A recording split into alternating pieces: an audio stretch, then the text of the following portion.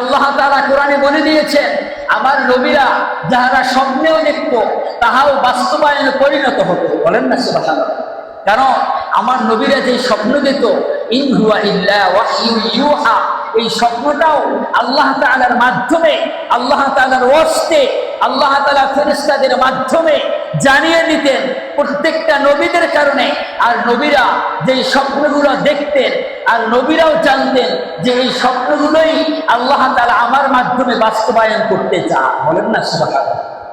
তখন মা হুসাইয়া ক্বালা ইয়া বুনাইয়া ইন্নী আরা ফিল মানাম, সন্তানকে নিয়ে এমন এক মরুভূমির জায়গায়, ব্যবসার জায়গায় বিভিন্ন কিছু বলে সন্তানের মা থেকে, বিবি হাজরা আলাইহিস সালাতু ওয়াস সালাম থেকে অনুমতি নিয়ে তারপর গেলে, তারপর বললেন, ইন্নী আরা ফিল মানাম আন্নী আসবাহুকা, হে আমার প্রিয় বস্তু, হে আমার সন্তান, আমি আমি আমি স্বপ্নে দেখতেছি আমার মহান রব আমাকে হুকুম দিতেছে, ইন্নী আরা ফিল মানাম আন্নী আসবাহুকা।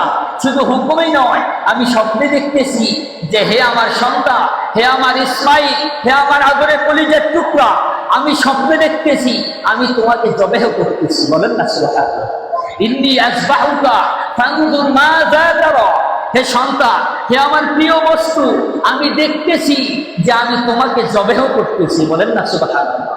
শুধু এখানে নয়, ফানজুর মাযা তারা, সন্তান আমি তোমাকে জানিয়েছি আমি তোমার অভিমত চাই, তুমি কি বলো, আমি তোমাকে জবেহ করব বা আমি তোমাকে জবেহ করতেছি, স্বপ্নে দেখতেছি, সন্তান আমি তোমার অভিমত চাই। মুফাসসিরিনে কেরাম তারা এই জায়গায় সুন্দরভাবে বলে দিয়েছেন যে মহান রব থেকে হুকুম করেছেন। ইব্রাহিম তো যদি সন্তান বলতেন যে আপনি আমারে কোরবানি কইরেন না, তারপরও কিন্তু ইব্রাহিম আল্লাহর ওয়াস্তে রবকে খুশি করার জন্য কোরবানি করতেন। কিন্তু তারপরও আবারও সন্তানের কাছ থেকে অভিমত চাইলেন কেন? ফানজুর মাযা তারা। মুফাসসিরিনে কিরাম সুন্দর ভাষায় বলে দিয়েছেন, তিনি এতটুকু পরীক্ষা নেওয়ার জন্য ওই সন্তানে অভিমত চেয়েছিলেন যে আমি তো মহান রবকে খুশি করার জন্য কোরবানি করব, আমার সন্তান এই কোরবানিতে কতটুকু আমার কাছে সাড়া দেয়। বলেন না সুবহানাল্লাহ। আমি আপনাকে অভিমত দেওয়ার মতো কিছু নেই। সাতাজিদুনি ইনশাআল্লাহু মিনাস সাবিরিন।